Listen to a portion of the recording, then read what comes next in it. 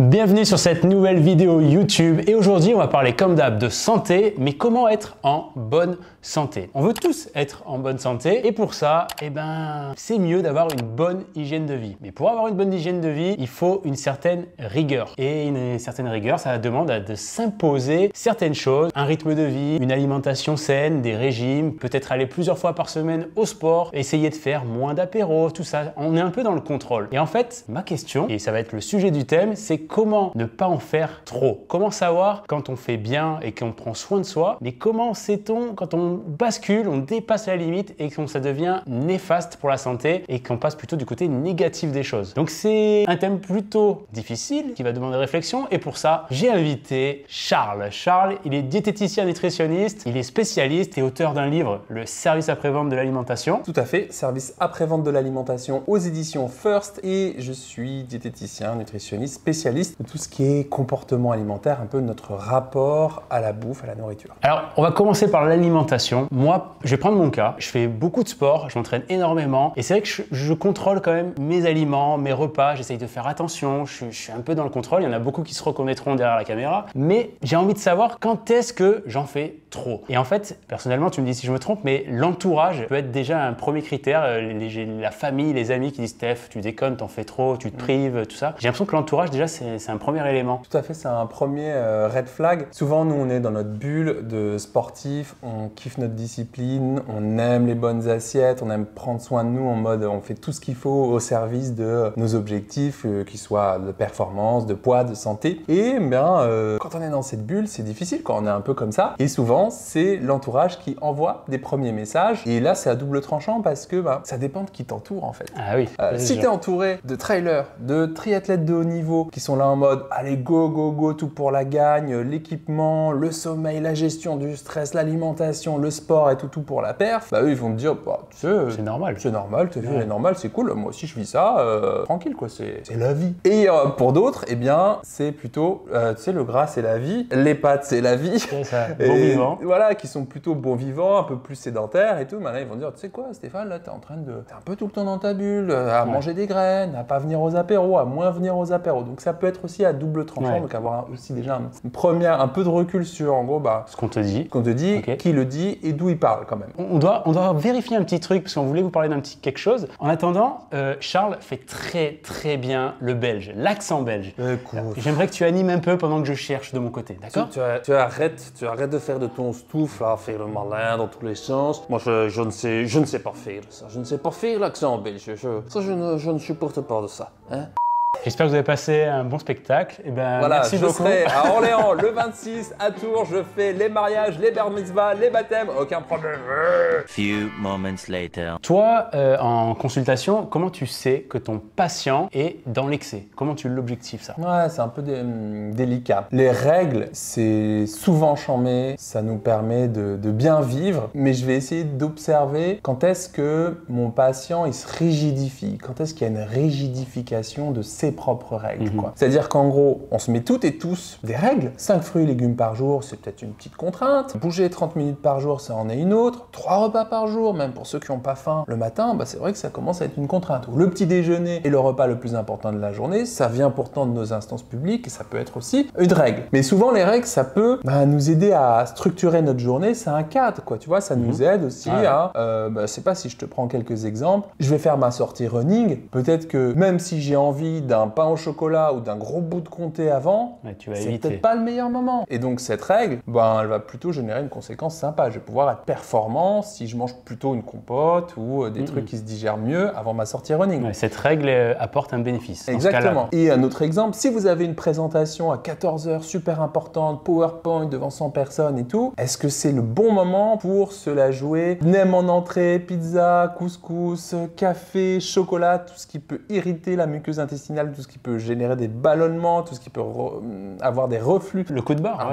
Les coups de barre et tout. Donc là, c'est encore une règle qui apporte des bénéfices. Exactement. Est-ce que la contrainte ou la règle que je me mets, elle est adaptée par rapport à mon objectif et à mon équilibre personnel? Par exemple, si tu vises un podium, un triathlon et tout, c'est peut-être bien de quelques semaines avant d'être un peu contrôlant. Quoi. Donc en gros, pour résumer, nos actions, elles ont des conséquences adaptées par rapport à notre équilibre personnel ou désadaptées. Quoi. Donc ça, c'est les règles. Les règles, ça va être souvent souvent à mieux vivre. Mais quand on les interprète sous forme de lois intangibles, rigides, auxquelles on ne peut pas déroger, eh ben là, ça vient foutre le bordel. Il y a une métaphore qui me parle pas mal, c'est, je sais pas, tu vas nager et tout dans la Méditerranée, peut-être ce soir, on va nager peut-être tranquille, ce soir, épouse et tout. Je vais lui mettre une raclée en plus. Que tu crois. Et ben, il y a une ligne de baignade, voilà, délimitée par une bouée. Et ben, 300 mètres à peu près. exactement. Tu vas nager jusqu'à cette bouée, cette ligne de démarcation, et en fait, ça va être un repère. Donc, tu peux aller au-delà. Pour ta sécurité, on t'a dit c'est mieux de rester vers 300 mètres et tout. Tu peux aller un petit peu avant, jusqu'à la bouée, au-delà de la bouée, jouer entre les deux, etc. Te situer par là. Bah, ça, c'est un repère. Le repère,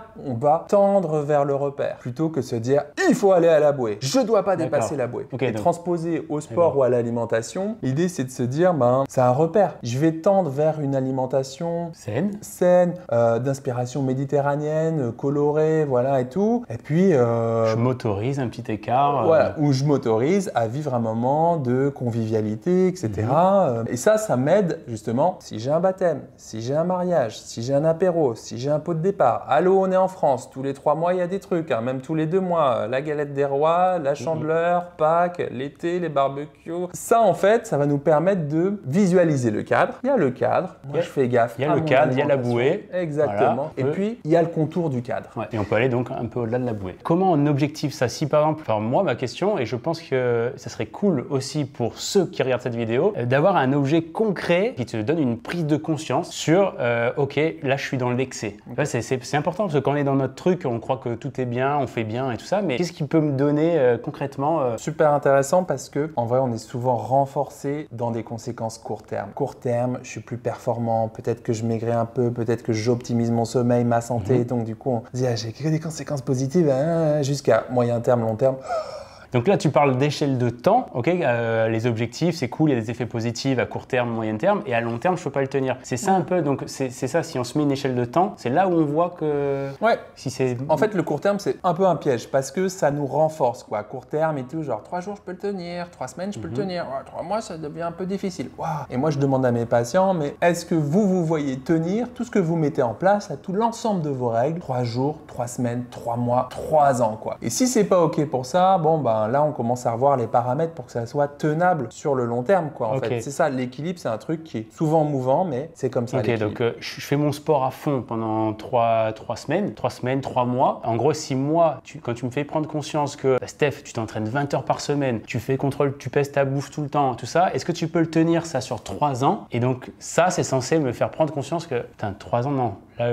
Là, 6 mois, ça va, mais après, j'ai envie de lâcher un peu prise. Si là, moi, je te donne cette réponse, ok, j'ai objectivé que, en fait, c'est trop. Bah justement, ce qui va nous permettre d'objectiver ce que tu dis, c'est un petit exercice. D'ailleurs, je te propose de le faire en direct et même à faire chez vous. Je vais le faire sur un tableau. Je dessine comme un enfant de 3 ans, mais je vais le faire quand même et on vous mettra de toute façon le lien dans la description de cet épisode avec un petit outil que vous pouvez retrouver dans mon livre, Le service après-vente de l'alimentation, mais je vous le file comme ça parce qu'on est sur cette chaîne et qu'on donne, voilà, donner.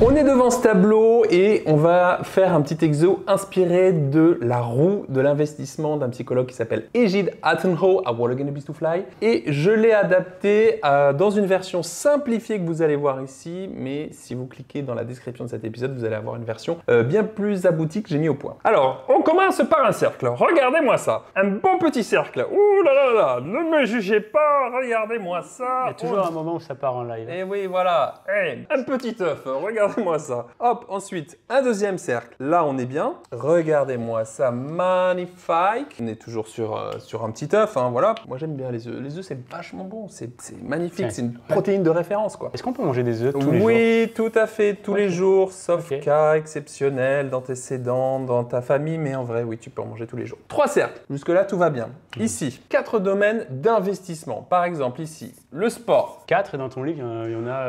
Il y en a au moins 12. Ok, là, c'est l'alimentation. Ensuite, ici, on va dire que c'est... Je peux le mettre comme ça? Ouais, pas de souci. Comme ça.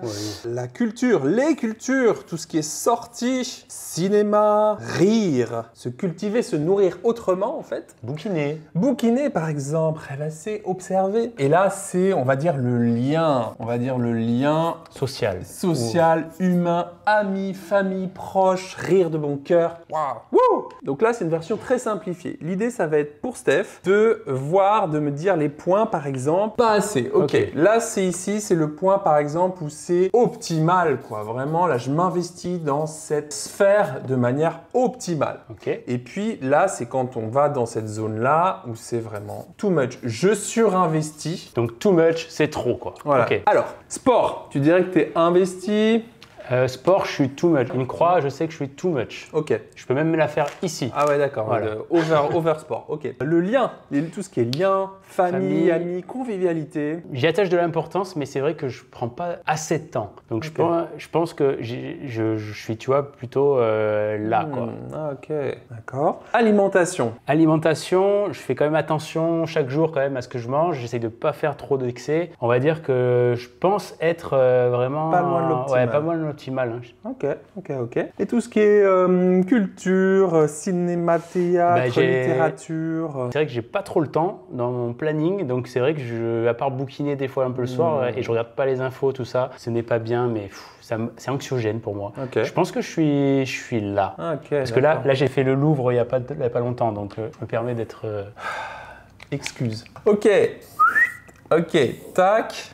Regardez-moi ce magnifique losange. Ok, donc là, on a deux sphères qui sont, selon lui, un peu sous-investies, voire assez sous-investies en culture. Et là, un petit peu plus loin, là, vraiment too much. Et alimentation, ça a l'air équilibrant. C'est-à-dire, je fais gaffe et tout, mais ça me va, quoi. Je ne me sens pas en tension par rapport à ça. Donc là, c'est vrai que visuellement, du coup, vraiment, je vois ça, j'objective un peu. Ça, c'est un outil qui aide vraiment à la prise de conscience de où j'en suis par rapport à mes différentes sphères d'investissement. Parce que je m'investis dans l'associatif, dans la culture, dans le sport, dans le rire, dans l'alimentation, dans même mon sommeil, ma gestion du stress. Et donc là, pour un patient comme ça, du coup, qu'est-ce que tu lui fais comme retour, c'est ça? Là, faut amputer. Non, mais là, en fait, j'ai dit, voilà, qu'est-ce qui se passe? Imaginons, tiens, paf, si on cut là, qu'est-ce qui se passe et tout? Genre, vous surinvestissez. Ah, mais alors ça, c'est génial. Si vous vous blessez, il se passe quoi en fait? Qu'est-ce que devient votre vie quand il y a c'est exactement ce que j'allais te dire. Moi, si je m'enlève le sport, je vois que mon triangle, il s'est vraiment minus. Et donc, ça peut être, ça peut expliquer aussi les burn-out des gens qui sont dans les extrêmes, comme ça. Si on leur ampute le côté extrême. Le sport, c'est souvent génial, sauf que quand ça prend une place, genre... Voilà quoi, vraiment, si je m'entraîne pas, ça me met en tension. Si je sens qu'on m'invite à un week-end entre potes, mais là je vais pas pouvoir courir, mais là je vais pas pouvoir nager. Là t'as pas mis le travail, mais je suppose qu'il y est dans ton livre. Ouais, bien sûr. C'est pareil, si on est trop dans le boulot, si on enlève le boulot, on perd son job, on est licencié, boum, tout s'écroule. Le petit monde là. On fusionne avec une partie de notre identité. On se dit, voilà, si on perd notre job, si on se blesse et tout, il se passe quoi? Comment ça marche pour vous quoi? Est-ce que vous arrivez quand même à marcher quoi? Ça c'est super intéressant. Donc du coup, on devrait avoir, et vous devriez avoir, que des croix au niveau optimal. Tendre vers un truc qui soit plutôt pas loin de l'optimal, équilibrant. Et vous me direz en commentaire, vous, à quoi ça ressemble. Faites la vraie version, parce que là, c'est très simplifié. Mais faites la vraie version et dites-nous en commentaire comment ça se passe pour vous, là, si ça vous a révélé des choses. En fait, chez vous, ce que vous pouvez faire, c'est aussi vous demander, quand vous voyez cette sphère d'investissement, regardez un peu les équilibres, les déséquilibres, à se dire, tiens, concrètement, comment je pourrais nourrir cette partie-là qui est peut-être un peu sous-investie cette semaine de manière simple et efficace. Cette semaine, je vais bouquiner c'est timé, c'est pas dans 10 ans, c'est pas dans 3 mois et tout. Cette semaine, je fais quoi de simple, concret, efficace pour nourrir cette... Moi, je rebondis sur ça parce que souvent, on dit, quand il y a une prise de conscience, on dit « Ok, je ferai ça plus tard » ou « Ok, c'est vrai que je suis dans l'excès, je ferai ça aux prochaines vacances ». Et c'est vrai qu'on reporte ces échéances et ça arrive souvent, je suppose. En fait, quand on cherche à prendre soin de soi, on est en mode « Tiens, dimanche, j'aurai le temps, là, voilà, ce soir, il n'y aura pas les enfants, ou aux vacances de la Toussaint, aux vacances de Noël, là, je pourrais vraiment me poser. » On a tendance à attendre que les planètes soient alignées pour prendre soin de soi, en fait. Or, prendre soin de soi, ça peut être là tout de suite très concrètement, sous votre douche, vous faites un petit automassage, un petit gommage. Il n'y a pas besoin de faire des trucs ultra compliqués et parce que sinon en vrai on met ça toujours au calendrier grec et puis on se fatigue. Ok, cette vidéo touche à sa fin, je suis super content, merci beaucoup Charles. Si ça vous a plu, mais même si ça vous a pas plu d'ailleurs, abonnez-vous, soutenez-nous, c'est important pour les créateurs de contenu, c'est votre soutien. Donc merci beaucoup et nous on se retrouve pour des prochaines vidéos. Et ciao. Prenez les frites.